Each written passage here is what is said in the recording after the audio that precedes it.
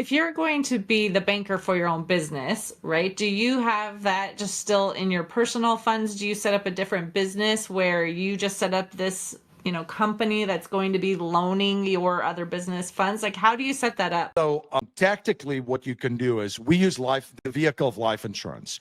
We prefer life insurance just for the many different reasons that I would list.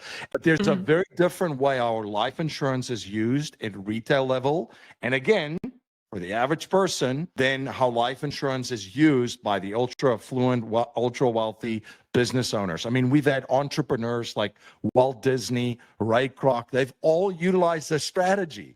We have a strategy, and we call it infinite banking for business owners, where you set up your own bank with your own banking system, and you are now the banker to your business. So take money outside of the business, but you still keep control over it. You still then you can be the banker and lend the money back to the business, charge the business an interest rate, just like a bank would. And then the business obviously repays you. And then there's a profit for you in becoming the banker, and the business has money.